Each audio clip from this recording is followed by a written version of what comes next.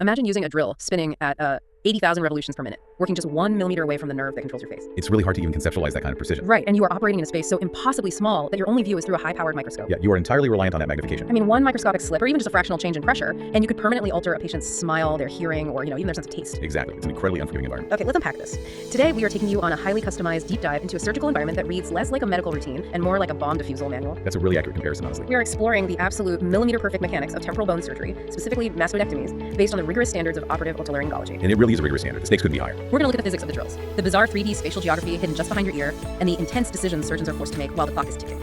Yeah, to really grasp the stakes of this operation, you have to understand the geography of the mastoid bone first. Okay, so where exactly are we talking about? Well, if you reach up and feel that hard, bony lump right behind your earlobe, you are touching the outer wall of the mastoid. Oh, right. It feels totally solid. It does, but internally. It resembles a honeycomb of air-filled pockets. And more importantly, it sits at the absolute crossroads of human anatomy. Like, what else is in there? It borders the temporal lobe of the brain, the intricate fluid-filled loops that govern your sense of balance, the delicate mechanical hearing bones, and the facial nerve. Wow, so it's crowded. Very. Operating here requires navigating the highest rent, highest risk biological real estate in the human body. Which begs the obvious question, right? Why would anyone intentionally take a high-speed drill to that specific neighborhood? Well, looking at the evolution of this procedure, the objective has completely transformed over time. Because before modern antibiotics, right, drilling into the mastoid was just a desperate emergency maneuver? Exactly. A patient would develop acute coalescent mastoiditis. That's a raging, life-threatening infection where pus would literally melt the honeycomb bone. Ugh, that sounds awful. It was. And the surgeon had to break in just to let the pressure out to save their life. But that acute scenario is thankfully pretty rare today, right? Yeah, very rare. Modern antibiotics usually stop an ear infection long before it starts melting bone. So what are they doing it for now? In contemporary medicine, mastoidectomies are primarily performed to combat chronic smoldering problems. And the most notorious of these is a condition called a cholesteatoma. Right, a cholesteatoma. Now that sounds like a tumor, but it's actually not, is it? No, it's not a tumor at all. It's essentially a misplaced cyst of skin cells. Skin cells, just regular skin. Yeah. It develops deep inside the middle ear,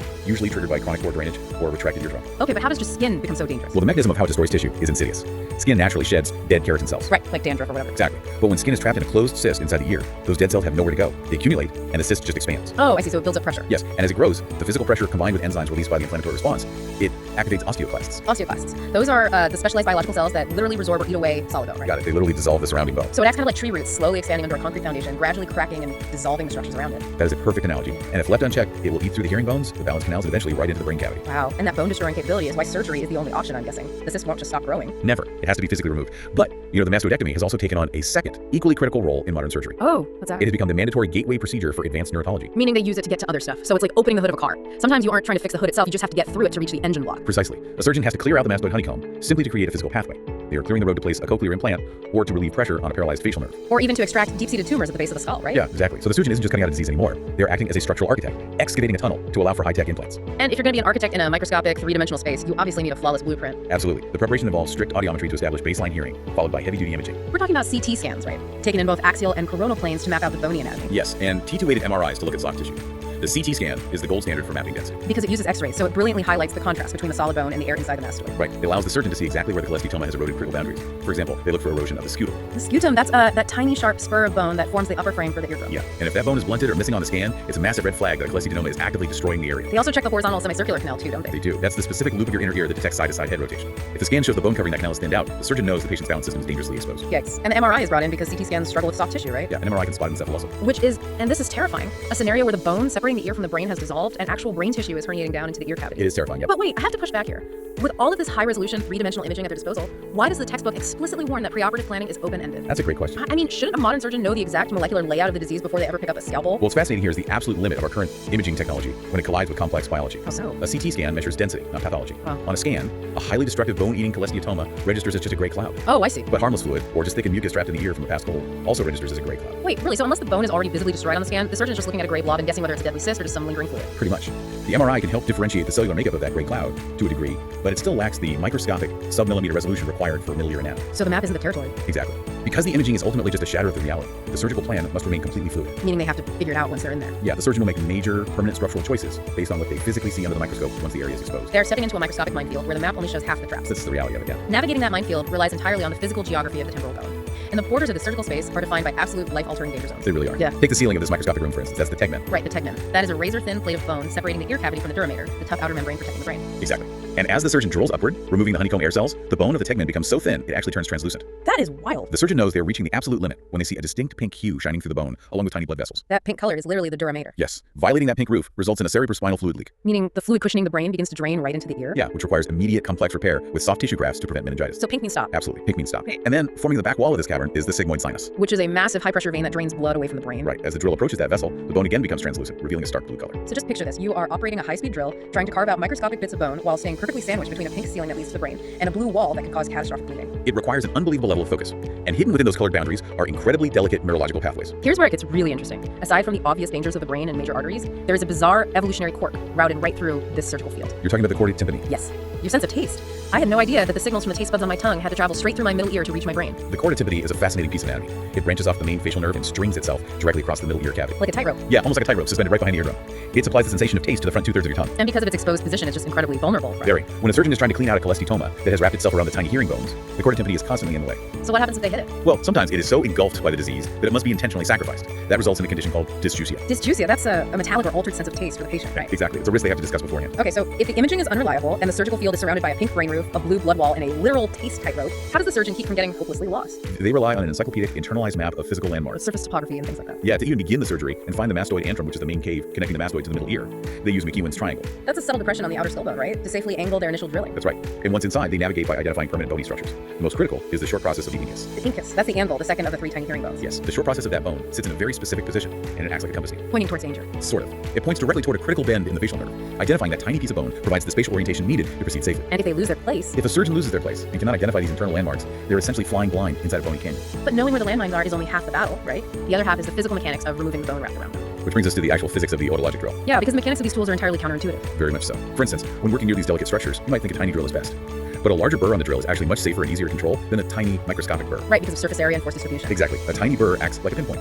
If there's a small divot or an uneven ridge of bone, it can easily catch and dive deeply into the tissue. Whereas a larger burr bridges those micro crevices. It distributes the mechanical force over a wider area so the surgeon can smoothly sculpt the bone rather than puncturing it. You've got it. And the shape and texture of the drill bit also completely changes the physics of the surgery. Surgeons switch constantly between cutting burrs and diamond burrs. Okay, let's talk about the cutting burr first. It's essentially a microscopic spherical chainsaw. That is a terrifying but accurate description. It has fluted blades that carve away massive amounts of bone with incredible efficiency. But the physics of those blades create a massive hazard. If a cutting burr accidentally touches bone on 2 different sides of a narrow space at the same time, it will violently kick. Yes, the blades catch on the opposing surfaces, causing the drill to literally jump out of the surgeon's control. And that kicking motion has to be catastrophic when you are a millimeter from the facial nerve, It is. So as the space narrows and the critical structures get closer, the surgeon swaps a cutting burr for a diamond burr. which doesn't have blades. It's coated in microscopic diamond dust, acting more like high-speed industrial sandpaper. Exactly. It doesn't cut. It grinds the bone into paste. Because it has no blades to catch, a diamond burr can safely touch multiple surfaces simultaneously without jumping. But the diamond burr introduces a completely new physical threat, doesn't it? Friction. Lots of friction. When you spin sandpaper at 80,000 RPMs against solid bone, you generate massive amounts of kinetic heat. And if that heat transfers through the bone into the facial nerve, it will literally denature the proteins inside the nerve, causing temporary or permanent paralysis without the drill ever actually touching it. Yeah, so managing that thermal energy is a constant balancing act. The surgical assistant must provide copious irrigation, constantly flooding the drill site with sterile fluid. That water flushes away the bone dust so the surgeon can see, but it also absorbs the intense friction heat generated by the diamond burr. Exactly. It serves 2 vital mechanical functions. So while managing the heat, the drill kicking, and the microscopic landmarks, the surgeon eventually reaches the ultimate structural crossroads of the operation, right? Yes, based on how far the cholesteatoma is spread, they must commit to either an intact canal wall procedure or a canal wall down procedure. The ICW versus CWD decision. Right. In an intact canal wall mastoidectomy, the surgeon manages to clean out the honeycomb of the mastoid while leaving the bony back wall of the ear canal standing. So they work behind the ear canal, preserving the natural anatomy and cosmetic appearance of the ear. But if that bone-eating cyst is too aggressive or wrapped too tightly around the facial nerve, the surgeon has to commit to going canal wall down. Which means they literally take a chisel or a drill and demolish the bony wall separating the ear canal from the mastoid cavity. They merge the 2 spaces together into one giant open ball, permanently exposing the area to the outside world. Wow. And the mechanical requirements of a canal wall down procedure are incredibly strict, aren't they? Extremely. When you demolish that wall, you are left with a deep, irregular cup of bone. The surgeon must perform what's called a saucerization. Saucerization. So they have to grind down all the overhanging edges to transform that deep cup into a wide, shallow saucer. Exactly the concept. They are eliminating blind corners. Because blind corners hide the disease. Right. For example, the bone covering the facial nerve creates a prominent ridge. If the surgeon leaves a high facial ridge, meaning they're too timid to grind the bone down flat near the nerve, they leave a hidden pocket behind it. And along with saucerizing the bone, they have to perform amenoplasty. Yes, they surgically slice open and widen the fleshy external opening of the patient's ear so a doctor can easily look straight into the new mastoid cavity with a basic flashlight. But wait, why on earth would a surgeon choose to permanently alter the cosmetic shape of someone's ear, demolish their internal anatomy, and subject them to lifelong cleanings in a doctor's office? It is the brutal, uncompromising logic of disease management. If you try to save the ear canal when the cholesteatoma is too advanced, or if you fail to flatten that high facial ridge, dead skin cells and debris will accumulate in those blind corners. The cyst will just inevitably reform. Yeah, the bone-eating process will restart, and the infection will push straight toward the brain. The surgeon accepts a permanent anatomical deformity and a lifelong maintenance cavity as the necessary price to halt a relentless, destructive disease. It is a permanent physical solution to an unstoppable biological problem. And the reason surgeons might hesitate to grind down that facial ridge, the reason they might leave a blind corner, brings us to the final and most terrifying segment of our deep dive. The facial nerve. The threat to the single nerve dictates every single movement the surgeon makes. The statistics surrounding this nerve are sobering, frankly. Otologic surgery operating on the ear accounts for 17% of all iatrogenic or surgeon-caused facial nerve injuries. And within that category, mastoid surgery is responsible for a staggering 82% of those injuries. Right. The stakes are incredibly high, but the risk varies wildly based on the patient's history. If it is a primary mastoidectomy the very first time a surgeon opens the area, the risk of permanently paralyzing the patient's face is less than 1%. However, as we discussed, villositomas frequently recur. If the patient has to undergo a revision surgery, the risk of facial nerve injury jumps exponentially, landing between 4 and 10%. Up to a 1 in 10 chance of waking up from surgery unable to blink, smile, or move half of your face. Why does the risk skyrocket so dramatically the second time around? Because the entire navigational map has been erased. All those landmarks are just gone. Exactly. The precise shape of the incissus, the bony canal wall, the subtle ridges, they were likely drilled away during the first surgery, or they have been heavily distorted by dense scar tissue. So the facial nerve, which usually runs securely inside its own bony conduit, might now be completely exposed and embedded in that scar tissue. Yeah, it's incredibly dangerous. So mechanically, where does this nerve actually travel? It follows a highly complex three-dimensional path. It exits the brain, enters the temporal bone, and travels right above the inner ear. Then it hits the second genu. Genu means knee. The nerve takes a sharp, blind, hairpin turn backward. It runs vertically straight down through the mastoid bone, passing behind the eardrum, before finally exiting the skull at the digastric ridge to branch out across the facial muscles. And because navigating that hairpin turn in a revision surgery is so dangerous, 49% of surveyed surgeons now use intraoperative facial nerve monitors as the standard of care. Yeah, they insert microscopic electrodes directly into the patient's facial muscles, the lips and the eyelids. And if the drill gets too close to the nerve, the mechanical irritation changes the electrical resistance, triggers a muscle twitch, and an alarm monitor in the operating room starts beeping. That's the idea, yes. But if you have an electrical alarm system hooked directly to the nerve, why do injuries happen at all? Well, this raises an important question about the limits of surgical technology. How so? An alarm system measures irritation. It does not measure three-dimensional space. The monitor cannot tell you that the nerve is located 2 millimeters deep and slightly to the left. It only tells you that the nerve is currently unhappy. Exactly. So by the time the machine beeps, you are already causing trauma. Oh, wow. The beep frequently occurs a microsecond before the catastrophic injury. Yeah. If the surgeon is using a diamond burr, the thermal heat might trigger the monitor just as the nerve begins to sustain permanent thermal damage. Or if they're using a cutting burr, the monitor might beep the exact millisecond the burr catches and kicks into the nerve. Relying on an auditory beep instead of an internalized, rigorous understanding of the spatial anatomy is a guaranteed path to failure. It always comes back to the map in the surgeon's mind. We have covered an intense amount of mechanical ground today. We really have. We explored the evolution from emergency infection drainage to laying the structural groundwork for neurotology. We unpacked the biological mechanism of cholesteatomas, how trapped skin acts like tree roots cracking a foundation. And we navigated the fluid, open-ended reality of using 2D density scans in a 3D biological minefield, right between the pink area of the brain and the blue wall of the sigmoid sinus. We broke down the vital physics of the drill, the force distribution of large burrs, the dangerous kick of cutting blades, and the thermal threat of diamond dust. And finally, the sheer spatial awareness required to track the facial nerve through its hairpin turns, without relying entirely on electrical monitors. For you listening, the next time you feel that hard ridge of bone just behind your ear, take a moment to conceptualize the microscopic architecture housed inside it. The structures layered in that tiny honeycomb dictate your relationship with gravity, your processing of sound, and the physical expressions you share with the world. Understanding the why and the how behind these mechanical biological interactions gives you a profound appreciation for the limits and triumphs of modern surgery. It really does. And I want to leave you with one final fascinating thought on how surgeons actually acquire this mental map.